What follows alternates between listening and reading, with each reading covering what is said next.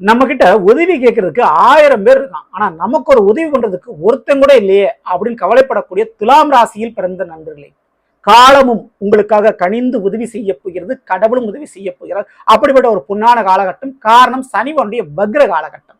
So இன்றைய பதிவில் அதை பத்தி தான் பார்க்க போறோம். பதிவா ஃபுல்லா பாருங்க. ஓம் ஸ்ரீமலாய் வித்மகி கலகஸ்தாய தீமகி தன்னோ வாராகி பிரசோதயாத். நல்லதே நடக்கும். ஓம் நம சிவாயும் எல்லாம் உள்ள ஸ்ரீ பாரகிமன் திருவடி சரணம். இன்றைய பதிவில் துலாம் ராசியில் பிறந்த நண்பர்களே, முதல்ல 6ஆம் வீடான மீன ராசியில சனி அமர்ந்திருக்கிறார். அதனாலேயே வேலை பழு, ஒர்க்ல பிரஷர் அப்படின்றது உங்களுக்கு அதிகமாக தான் இருக்கும். உங்க வேலையை தாண்டி மற்றவங்களுக்காக ஒரு வேலை பார்த்து கொடுக்குறது, மற்றவங்களுடைய குடும்ப பிரச்சனை சரி பண்றது அப்படின்றதுக்காகவே நிறைய அலைஞ்சிருப்பீங்க, நிறைய கஷ்டப்பட்டிருப்பீங்க. ஸோ அது போதும், ஒரு முடிவுக்கு வருது. காரணம், ஜூலை 27ஆம் தேதி சனி பகவான் வக்ரம் அடைகிறார்.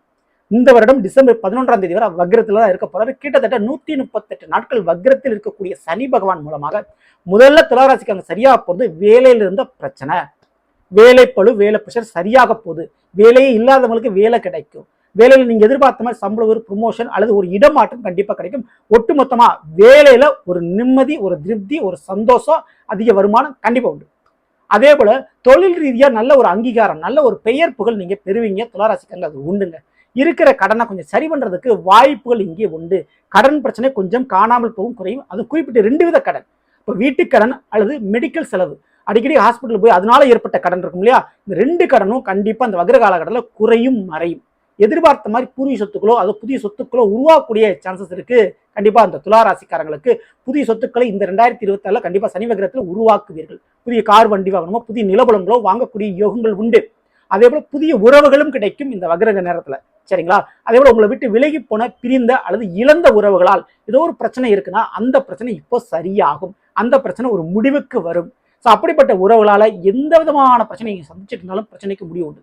அதே போல காதல் விவகாரத்தால் வீட்டில் பிரச்சனைகள் இருக்குதா, பிள்ளைகளால சில பிரச்சனைகள் இருக்குதா, 2 விஷயத்துல பிரச்சனை இருந்தால் அந்த பிரச்சனை சரியாகும். காதல் மற்றும் பிள்ளைகளால் ஏற்பட்ட பிரச்சனைகள் சரியாகி அதுல நிம்மதி சந்தோஷம் நீங்க காண்பீங்க.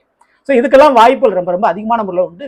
மிக முக்கியமா துளாராசிக்காரர்களுக்கு தொழிலும் வேலையிலும் ஒரு நிம்மதி, சந்தோஷம், ஒரு திருப்தி உண்டு.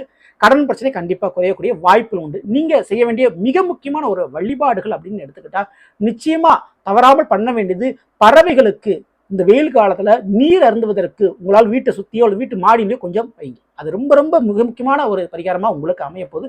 மிக முக்கியமா அதை விட சார்ந்தது, வீட்டில் உள்ள வயதான முதியவர்களிடம் அமாவாசை சனிக்கிழமை என்று அவங்க காலில் விழுந்து ஆசீர்வாதம் வாங்குற பழக்க வழக்கத்தை ஏற்படுத்திக்கோங்க. சரிங்களா? ஸோ இது ரொம்ப ரொம்ப முக்கியமான வழிபாடாக உங்களுக்கு இருக்கும். தவறாம இந்த வழிபாடை பண்ணிக்கோங்க. இந்த பதிவு பிடிச்சிருந்தா லைக்னு மற்ற நம்பர் ஷேர் பண்ணுங்க. இது போல ஒவ்வொரு ராசிக்குண்டான பலங்களை தெரிஞ்சுக்கணும்னு நினைச்சீங்கன்னா மறக்காம நம்ம சேனலை ஃபாலோ பண்ணி வச்சுக்கோங்க. அடுத்த சந்திப்போம். நன்றி, வணக்கம்.